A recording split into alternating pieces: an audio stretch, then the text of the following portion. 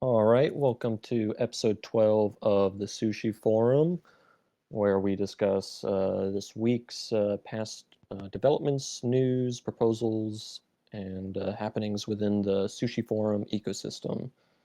We're just briefly going to cover the Sushinomics section. Our price is up to 259, which over the past week it's up, I believe, like very minor.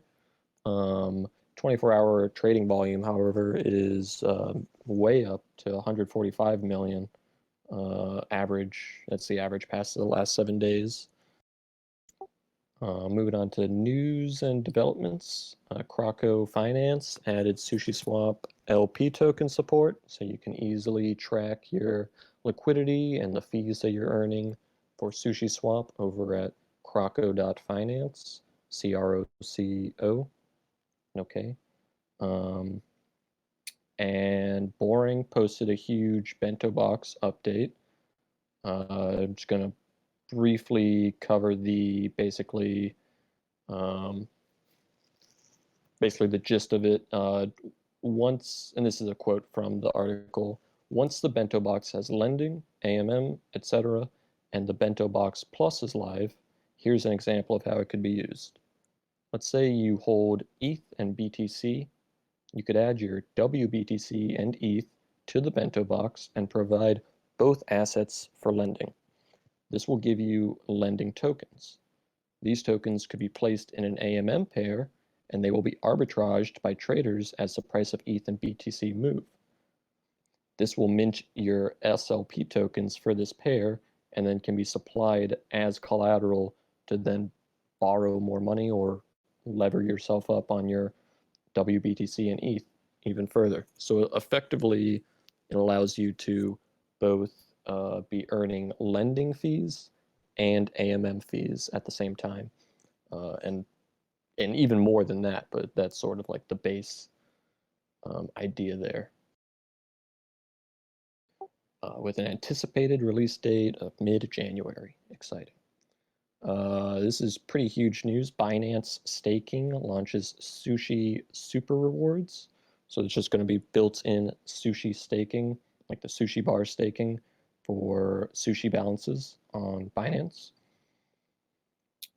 And there's also a huge cover protocol exploit with a big drama where the funds were recovered essentially because a white hat hacker was able to execute the exploit to its fullest and then basically drain all the um, all the pairs for the cover token of Ethereum, and then they just sent all the Ethereum back to the cover devs, and then they're going to redistribute the Ethereum to people who had liquidity, and then they're going to make a new token and fix it. But there were some loss of funds there, but minor compared to what it could have been. Um, okay, going to move on to the proposals. We got the One Sushi proposal, a stablecoin governed by Sushi Power, made by Masanobu I can't say the last word. What? How do you pronounce this? Fukuoka. Fukuoka. Oh, okay, okay, interesting. So I have a summary here. So create a sushi-backed stablecoin via the itchy.farm platform. And here are the basics. When you mint one sushi, you pay $1 of value in two parts, part USDC and part sushi. When you redeem, you only get back USDC. The sushi paid in goes into the community treasury, and the ratio of USDC to one sushi minted is initially at a ratio of 100%, and the ratio of buying to selling in any given hour will raise or lower the minting ratio by 0.2%.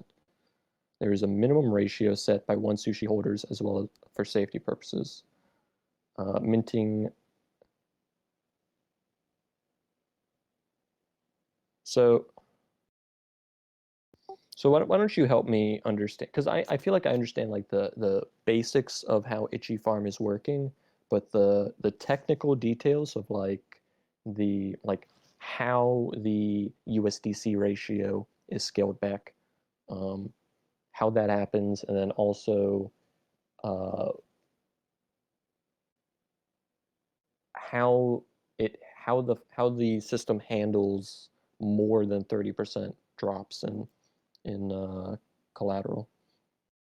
Yeah, and let's start with why do it at all? Because there have been over 200 stablecoin projects in the last 2 years. I think only 30% have launched, but still, it's a staggering number of VC funded projects, significant efforts. So, why another one? And the answer really came with Sushi Swap itself when the liquidity farming started and then following by the Uniswap mining. And you looked in DeFi and saw that two centralized stablecoins, USDC and USDT, had over 60% market share. Maker DAO and their DAI stablecoin, which was my favorite, only had 4% market share overall. And the reason is because the decentralized stablecoins, whether crypto collateralized or algorithmic, failed to maintain two specific promises. I promise if you pay $1 of value, you will get a stablecoin. And I promise if you redeem a stablecoin for $1 of value, you anytime you redeem the stablecoin, you get exactly $1 back. So Ichi stablecoins are the first on-chain, fully transparent, fully decentralized stable coins that can make that promise. And it's because you're able to use an AMM like Sushi Swap. You're able to have the oracles from those AMMs, and you're really able to use the liquidity farming to bootstrap the maintenance of the peg. So really, these DeFi building blocks that are only a few months old made Ichi possible. Um, and it's needed. We can't have large, now publicly traded corporations at the center of something called decentralized finance. And if we want crypto to be adopted at scale, we don't want people selling their crypto to buy these stable coins. With one sushi, you don't sell sushi to get it, you buy sushi to mint it. And that's important. And so we made the protocol work with any cryptocurrency to drive cryptocurrency adoption and to accomplish the goals of decentralized finance. And I think that's probably the most important place to start. On maintaining the peg, on providing that strong guarantee, even in the face of black swan events, Hmm. there are two things at play. One is that this stablecoin becomes more over collateralized by crypto than any other stablecoin in existence. Like with something like DAI, it's actually gone the opposite direction to where now you can mint DAI with 101% collateral, and there's an incentive to mint your DAI with the least amount of value possible. And Wait, what and is any value the paid in what is the is incentive control. to mint DAI at that collateralization ratio? Aren't you basically guaranteeing that you're going to be insta liquidated? Well, if you minted with 101% USDC, then unless USDC Oh, unless USD. I see what you're USDC saying. has a Yeah. significant, and so what can happen is that with the individual depositors all maximizing for themselves, you don't end up with the same level of over collateralization when there's really this like community hoarding of the crypto that happens with Ichi. So with Ichi, people mint and people redeem, but when they mint and pay in that sushi, it's under community governance and vote. And when they redeem, they just get back the USDC to make sure they get a dollar of value. So at any fees they pay, either minting or redemption, don't go to Ichi. They stay in collateral. So even at a, a steady sushi price, as long as there's minting and redeeming, which will happen because you need to maintain the peg, you're going to build over collateralization. And the three Ichi stable coins that are circulating right now are over collateralized by 130 to 150% in under a month. And in that collateral, you have two parts, that community collateral and a significant amount of USDC. So over 70% for each coin. So really you're the only the last depositors would have to worry about the fact that there is a community treasury. But at that point, it's not a worry at all because they are in control of the treasury by holding the stable coin. So as there's in the hypothetical situation that there's a run on the bank, you actually want to go and mint the stable coin because you would have a vote and a say on that on how to spend that hoard of crypto. So there's an opposite incentive to do the opposite of the run on the bank and mint the coin instead. So that's Would kind it of the wouldn't it be better to buy the token in that scenario than to mint? Because oh I'm assuming if it's a run on the bank, then the yeah price is way off peg. the price should never be off a dollar because of the strong guarantees. Like and only in the case of there being no USDC left would there be it trading underneath a dollar, because anybody seeing it trade underneath a dollar would buy it on the open market, right, raising the price while redeeming for a dollar of USDC. Hmm. So in this situation, it really never leaves a dollar. You get that strong guarantee through arbitrage. And all I was saying is it's unlikely that you ever get to the point that there isn't USDC there, because the people who decide whether to replenish the supply of USDC with the crypto are the people holding the stablecoin. So they would vote on whether to make themselves whole. But not only would they vote on making themselves whole, they would control the excess crypto above that.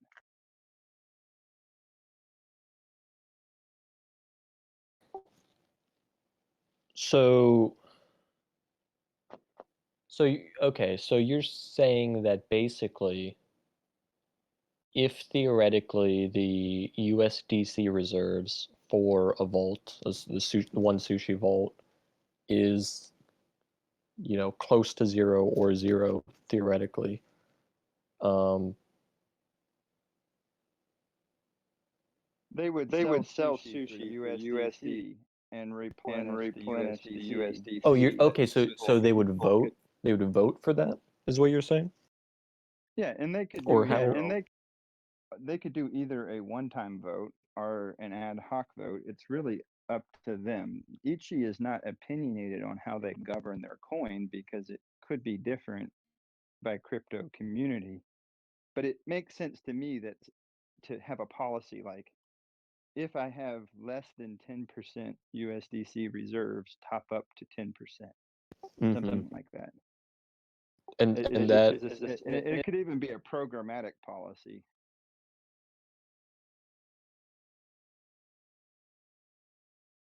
and is that something that has the one Bitcoin or one ETH um, pools, have they uh, voted for any sort of safeguards like that, I guess?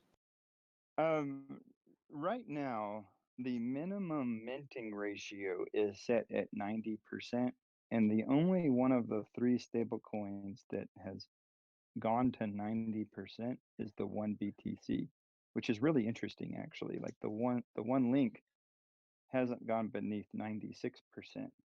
Because again, you can set the minimum by policy but only market demand and confidence will will cause it to go to that minimum.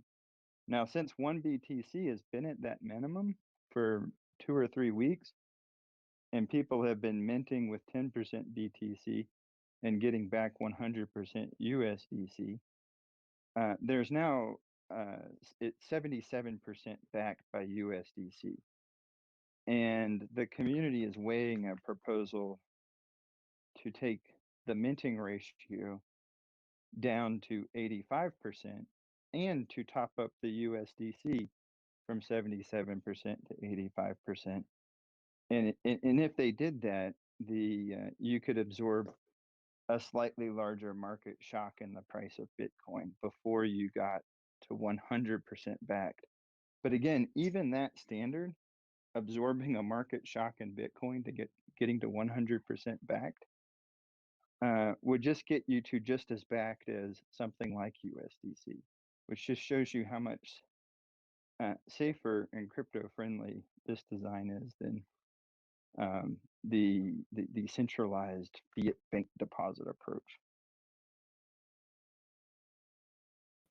Yeah, and also like one of the things that um, really attracts me to the idea of what Itchy Farm is doing is that if, say, Sushi Swap did adopt one sushi as like as a base pair, which was it's pretty huge if they did do that, but theoretically, if they adopted it as a base pair and then switched the ETH sushi pool to a one sushi pool.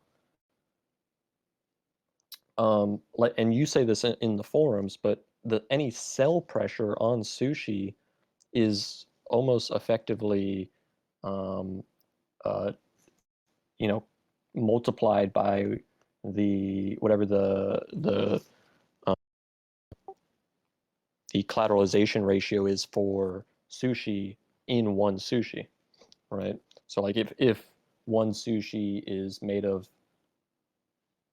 50% sushi, anytime somebody sells a sushi token for one sushi, and these are just made up numbers, they're effectively only doing half the sell pressure that they were doing if they were selling to ETH.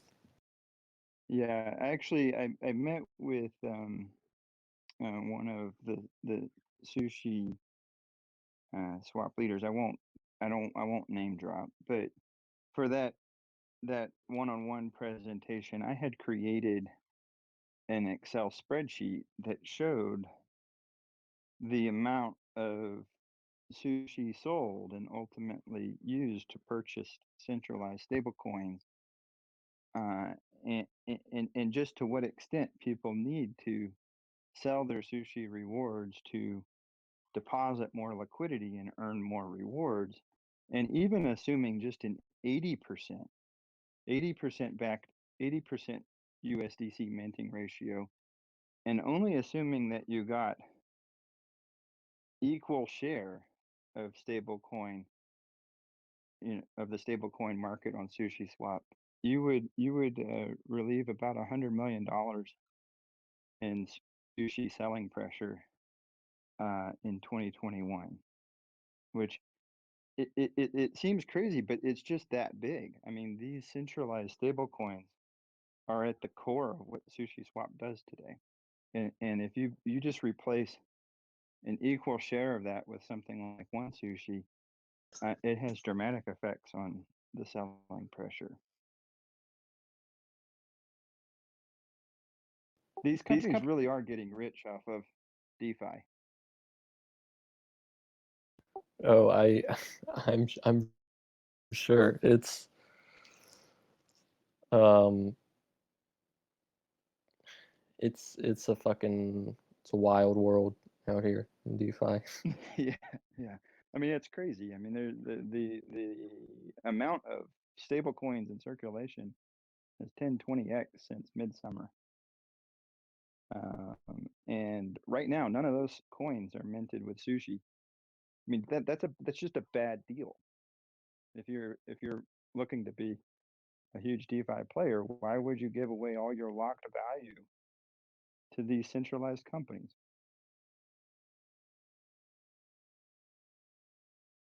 So do you? I'm curious how you view Itchy Farm versus MakerDAO in terms of uh, how they function.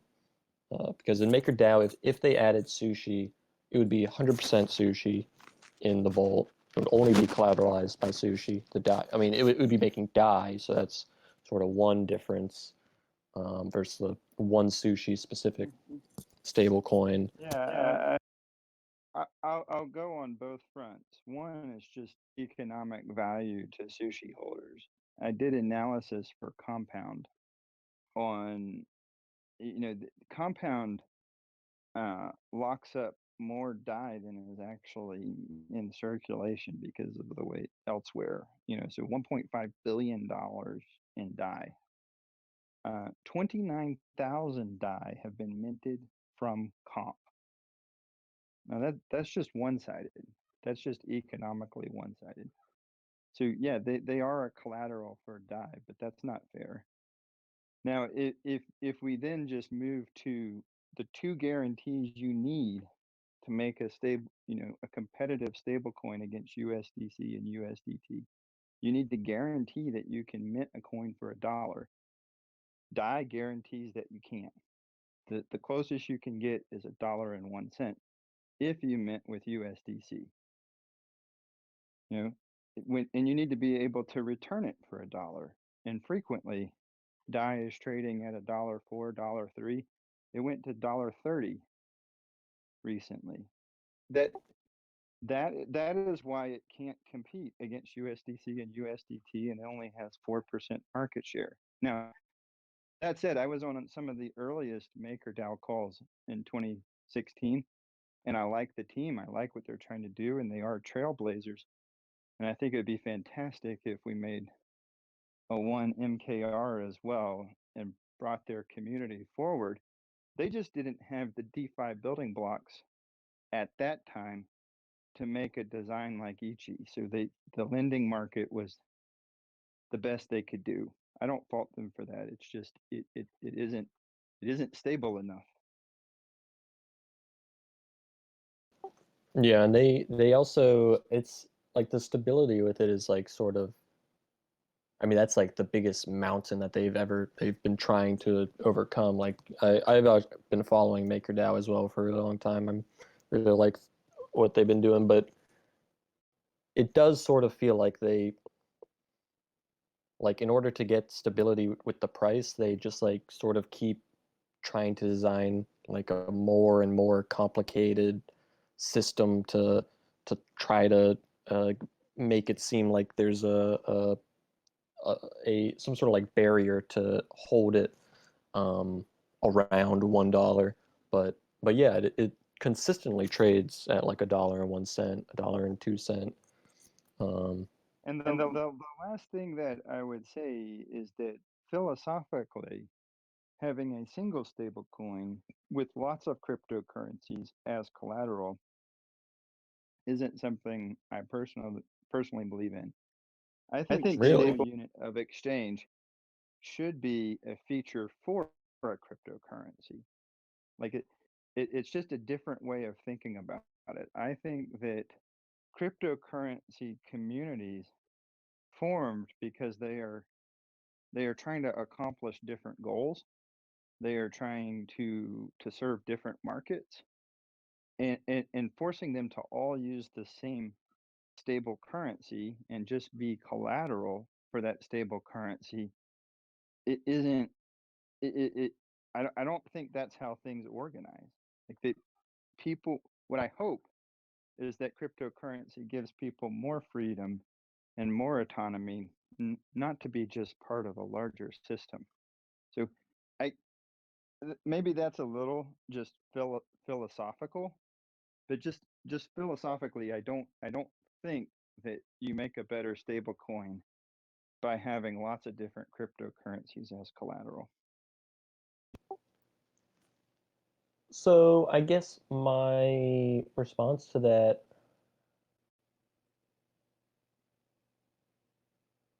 is like the way I see it is that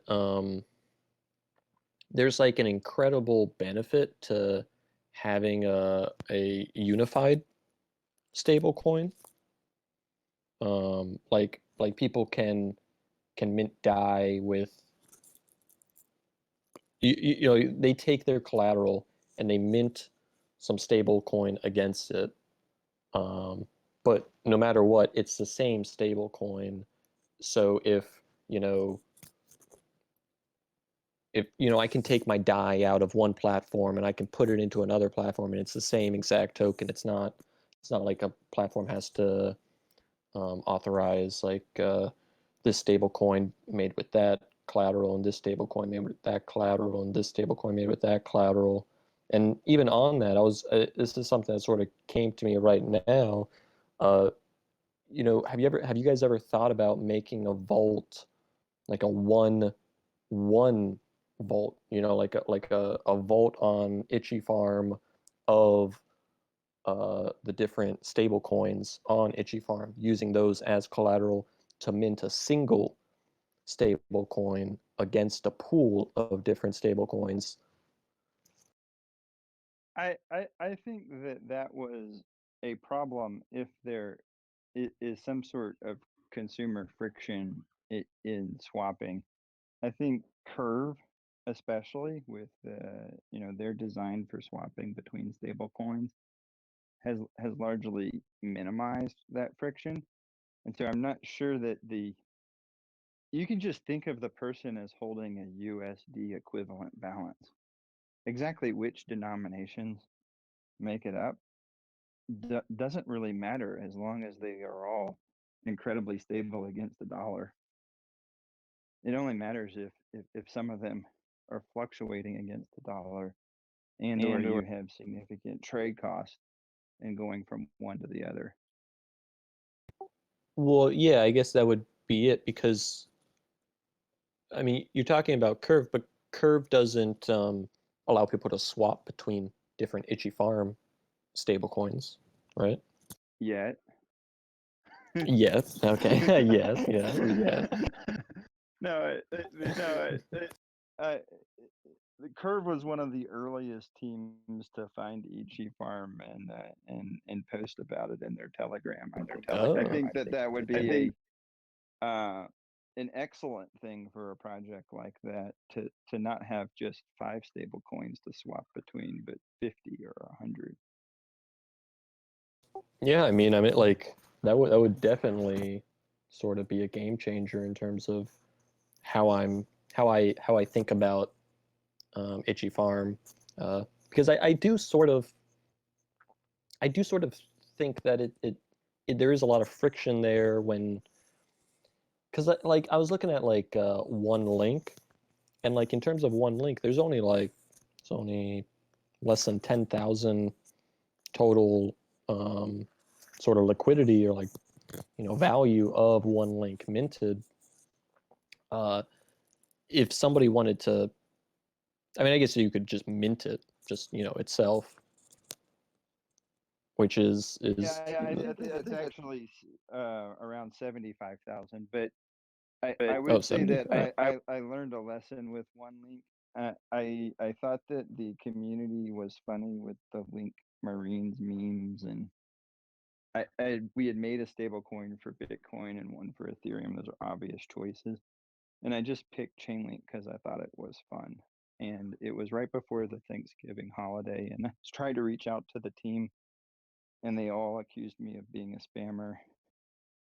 And then I tried to make some inroads through venture capital firms, but to date, there hasn't been any sponsorship from them, any communication from their side. It was probably just a mistake, honestly. But I've learned that now before making a coin for a community, I'd want to engage them, talk with them, and make sure they want it. I If that see. makes sense. Yeah, yeah, yeah.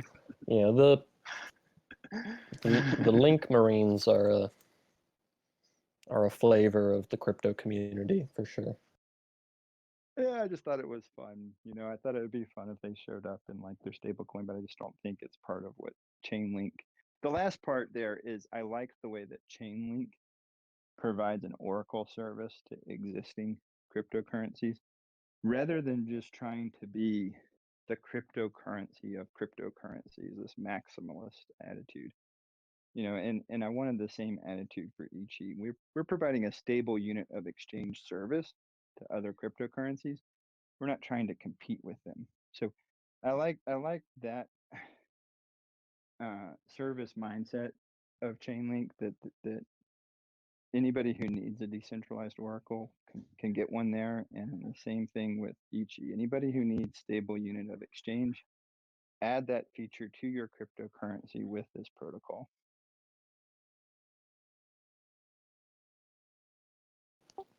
Okay, so also I just wanted to And by the way, I by the don't way, think that anybody's ever done that before. Like that, I have never heard of a project that provided stability as a service. I could be wrong, but what do you mean by stability as a service? basically a project that creates stable coins for other cryptocurrencies rather than trying to get those cryptocurrencies to be part of their stable coin. I mean, would it doesn't MakerDAO sort of do that? Now, MakerDAO does the latter. They make DAI, and all the other cryptocurrencies can be collateral for it. They don't make a cryptocurrency for Ethereum or for Bitcoin or for Sushi, right? It's a very big difference. You're they are the network of networks in their model, and every network out there wants to be the network of networks, right? In this case, Sushi Ichi is positioning itself as a feature, you know, a feature that you can add to your cryptocurrency community. You govern it, you control it, you get the community treasury. It's not selfish. Okay, I see. Okay, I'm coming around to it a lot more because I mean, while we could build a synthetic sushi dollar in bento box, that would not offer the same sort of uh, growing collateralized community vault of sushi that one sushi creates. And if Sushi Swap went all in on it, all in on this one sushi, uh, like I mentioned earlier, it negates a lot of sell pressure, which is just I don't think that happens in any of the um, setups I have in my mind for creating a synthetic asset with Bento Box. Um, the way I imagine it would work on Bento Box is you put X sushi in as collateral, and you have a synthetic asset on the other side of the lending pair that is pegged to Compound's USDC $1 peg, um, and then it just uh, handle it. Obviously, will have a collateralization ratio probably around 150% or something like that. But regardless, it doesn't do what Itchy Farm is doing with the community treasury. Um, Correct. And it's unlikely to ever get to like 500%, 1000% collateralized. It's unlikely to ever start being the way that Sushi pays grants, pays their working capital, right? Like Ichi was more of an economic idea, the idea that for real cryptocurrency usage to occur, you needed stability in your balance sheet, you needed predictability in paying employees. You actually do need to pay taxes at some point, and those are always collected in fiat, right? Like real business can't speculate on on currency risk all over the place. And yet, crypto projects deserve to try to accomplish their goals as a community dedicated to those goals. They don't need to be collateral and part of somebody else's scheme, right? So that was those are the economic ideas behind it, and I do think that you could make them on your own. You absolutely could. The the the challenge there honestly has more to do with um, softer issues around regulation and everything. Like in the case of Ichi, it was intentionally set up anonymously and intentionally completely on chain and intentionally a 100% fair launch so that you didn't trip many, if any, of the securities and payments laws. And that's the area where, while many projects have had aspirations of doing their own stablecoin, they often can't. And maybe the biggest reason to to allow somebody else to do it for you, Yeah, or I mean, it some other also community in a for you. way offloads part of like the sort of administrative sort of workload to like and like these. It's interesting because this is all with like anonymous devs, anonymous team members, things like that. It's not like traditional corporate like this corporate structure with these people and these people and these uh, LinkedIn whatever. It's you can sort of delegate part of the management of the One Sushi project to the Itchy Farm people, not as delegators and voters for the One Sushi uh, treasury, but rather as sort of just custodians for the Itchy Farm protocol itself. In case anything did come up, they would be there on the front line basically. Yeah, and I think that there's additional value in things the stable coins will have in common. I hope that Ichi holders will do okay making systems that help more efficiently arbitrage the price, perhaps making systems that allow community treasuries to participate in more consumer discount schemes and more investment opportunities. Like those are the types of things where there are a lot of things that you can do for a community treasury that are common across all of the treasuries. And it's really up to the treasury itself to decide whether to participate, but that puts the right type of pressure on the Ichi community to add value. Yeah, I totally agree. Um, Also, could you briefly go over sort of is it entirely community decided by like the One Sushi holders uh, if they want to scale back the USDC collateralization, or is that um, So the, y- the protocol allows them to set the minimum minting ratio, but whether or not that hour had net buyers or net sellers of the stablecoin will determine whether that hour the actual minting ratio goes up or down. And so if the policymakers decide a policy that the people holding the stablecoin don't like, then the minting ratio is going to head back towards 100%. And those policymakers are going to have less money in their treasury, right? Instead, it's going to be sitting there in USDC collateral to mhm. make the stablecoin holders whole. Now, of course, those stablecoin holders could vote to change the protocol and give their power to policymakers, but why would they? I think that's the world we have today. Why would they recreate that?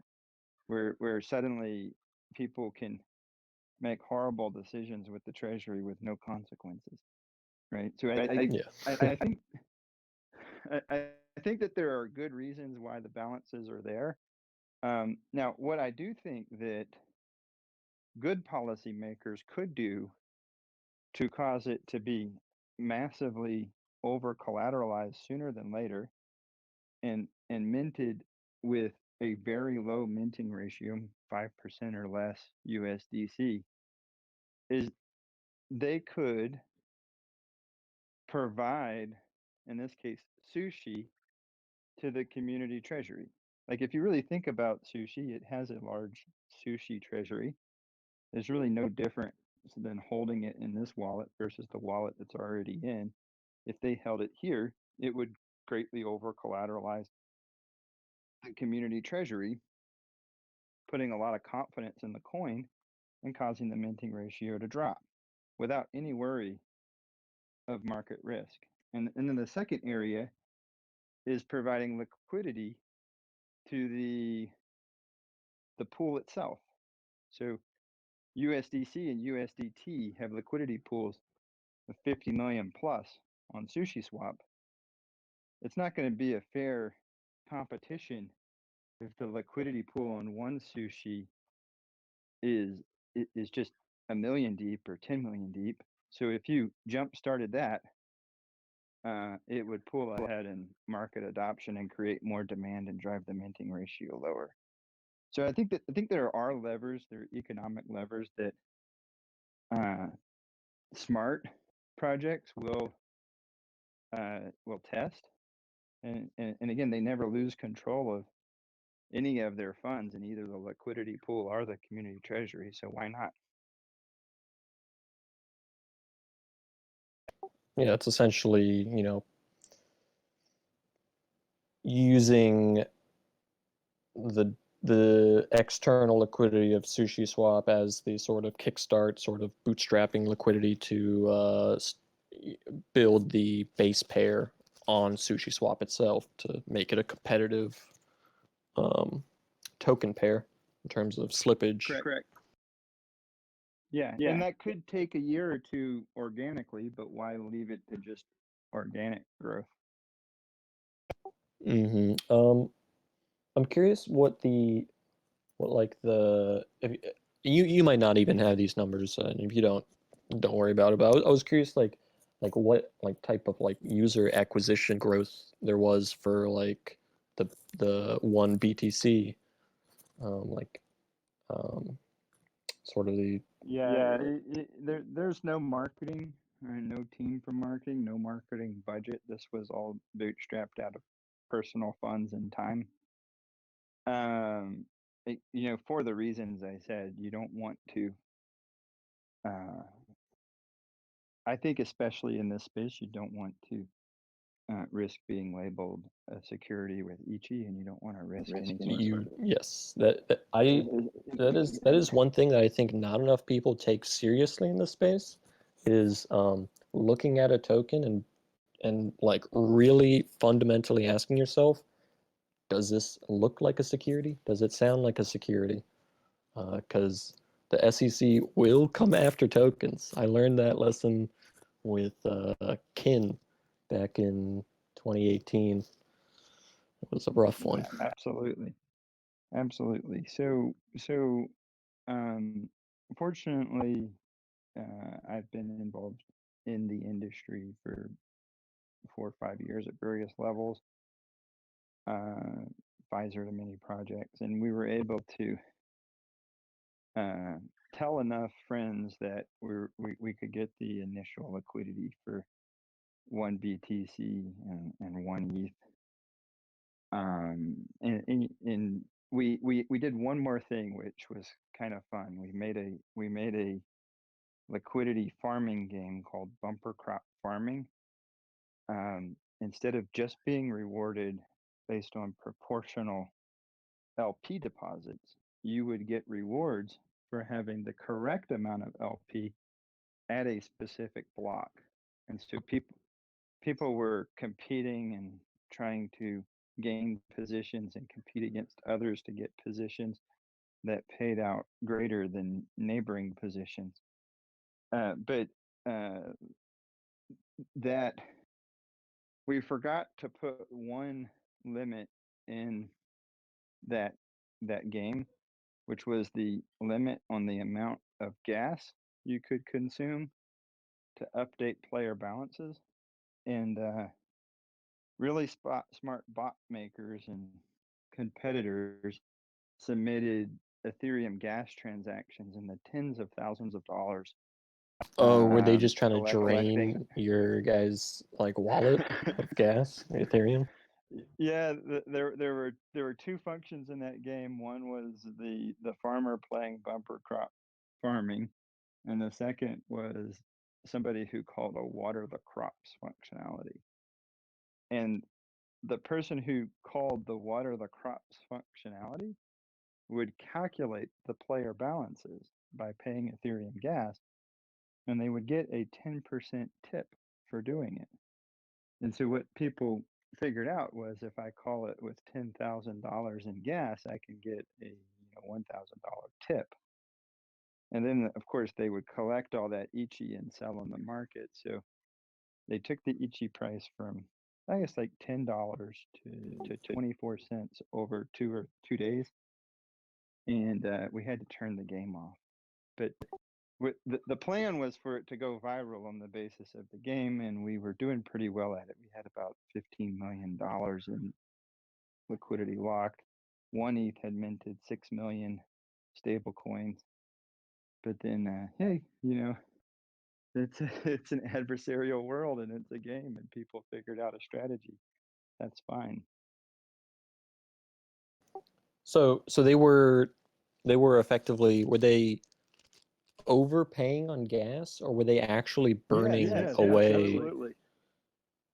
No, they only needed to pay like $50 to process the update the balances, and the idea was they would. Oh, okay, and it didn't use the rest, but it would calculate it as if they did. So at a $50 transaction, they would pay $50 and get a $5 tip. That's the way it was supposed to work. But they of course submitted transactions to get like a $10,000 gas transaction. But I don't understand that. Aren't they still losing money on that? No, the system was set up to pay them back their gas costs plus a 10% tip. Ah, I see. Okay, I see. It's obvious in hindsight. We should have thought to cap that in some way, but you can't change it. It's immutable code, so we had to turn it off.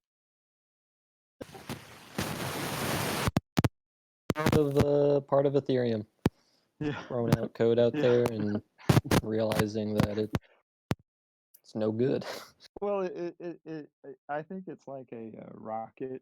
You build a rocket. Maybe the rocket's intended to go to Mars, and you think of all of the controls you're going to put in it, and you launch it, it's flying well, but then something inevitably happens, and you have to um, use the toaster to drain the electricity to slow the rocket down, like Or you just you're you trying to. watch the rocket blow up, and then you're like, okay, well, let me figure out why that happened in the future. Yeah. But in this case, we had focused most of our audit attention on the stablecoin design and focused most of our testing effort on keeping people's principal safe. Mm-hmm. And the Ichi token distribution and the bumper crops, we did focus on them, but they were only meant to last 70 days. And, I think maybe with another couple of weeks of testing and vetting, we would have put more caps and limits. But, hey, Learning it was experiences fine. We are just, better than non-learning experiences. yeah, we were going to turn it off after 70 days. We turned it off after 3 days.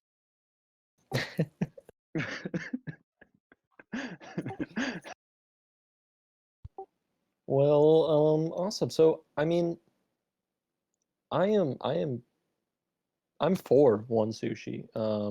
I mean, definitely there should be, further discussions with like some core team members and if there is some like significant friction based on um, people who are holding governance power, because in sushi there is some governance imbalances. There's like several votes have been decided by one or a couple people, and by a couple I mean two to three.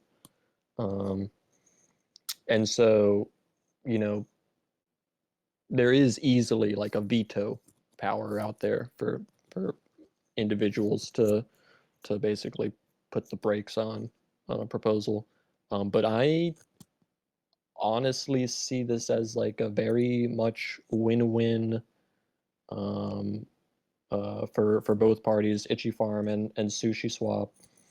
And I think the stable coin that Itchy Farm creates is a much more advantageous and strategic stable coin versus the bento box capabilities, as I understand it, at least. Oh, well, thank you so much. That honestly just means a lot to me. And I think if somebody has enough sushi to veto things, it would be great to get a conversation with them just so that I wouldn't want to get vetoed because of misunderstandings. If they have, I would say well-informed opinions that cause a veto, no harm in that. But you don't Mm-hmm. want to have a misunderstanding to it. Yeah, yeah, I totally agree. And I, I, yeah, I like really, really agree with you because like even like before talking with you when I was just reading the forum post, um, I like I like understood the idea of what Ishi Farm was doing, but I didn't really put it together.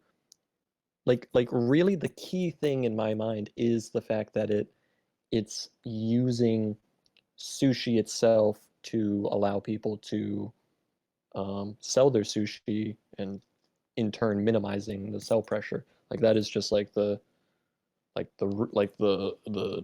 key that turned the lock in my brain. Um, Yeah, and it's such a it it seems obvious now that we made it. I had a friend in the industry tell me that the other day, uh, but it hasn't existed, and people have an idea of what a stable coin is, and most of them just focus on this stability feature. We made something stable. Now you'll use it. Not thinking about why they would choose one stable asset over another stable asset that are both worth a dollar, right? And in this case, eh, it's so well, clear. I Don't think you're don't also sell giving your sushi for it. these stablecoin projects a lot of credit for saying that they're stable. Right. Yeah. Yeah. I mean, the ones that are centralized do a pretty good job because you can turn it in for a dollar. That whenever you break that promise, uh, yeah, you're not going to get stability. Yeah, the centralized ones for sure. They're the giants. Yeah. The lending markets don't provide that same guarantee that I'll just give you a dollar for your coin. Neither do the algorithmic ones. I'll give you a dollar as long as I can mint more of this signage shares to give you a dollar. That's not the same as I'll just give you a dollar.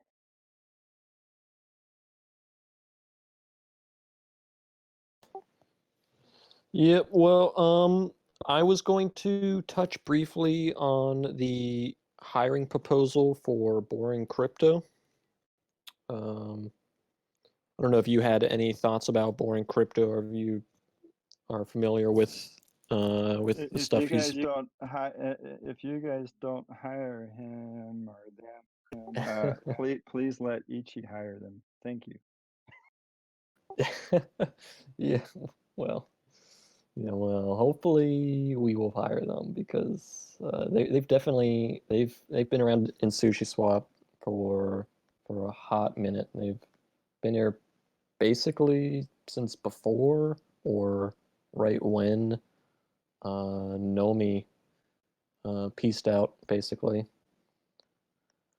Um, but yeah, I just want to like briefly say that like absolutely. Boring should be voted in. I think the compensation for him should be in line with Xerix, Mackey, or any of the other core team members.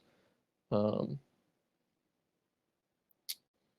yeah, yeah. I mean, like it was actually like when Boring was originally submitting the proposal for Bento Box, that was actually like one of like the big topics of discussion. People were like, "Oh, like why doesn't Boring want to be hired by Sushi Swap?" Like because it was he submitted it as a like contract work, sort of like upon delivery, he'll get paid an X amount. And people were like, "Oh, they really wanted to hire him permanently, but they respected his, how he was taking it slow." Um, but yeah, he for sure deserves to be on the core team, and I look forward to more stuff from him. Yeah, Um, we're just a little bit jealous. I don't blame you. I don't blame you. Boring. He's he's crazy. He's built so much and like just nonstop and working really. It's pretty impressive. Um, but I'm going to wrap up the sushi forum here. Uh, Anybody who is listening on YouTube, thank you for listening, and you'll catch the next episode next week. Masanobu, thank you so much for coming on and talking about your one sushi proposal. I will. I'll send a message to Mackie just mentioning it and uh, saying that hopefully there can be some more discussions further, just to at least get a discussion, like have a conversation about it, because if it doesn't pan out because of governance can be difficult sometimes, it is what it is, but I mean, I'm a fan of it, and I hope that there can be some cooperations between the teams. Yeah, absolutely. And thank you so much for taking the time. And please share the link to the recording with me. Thank you.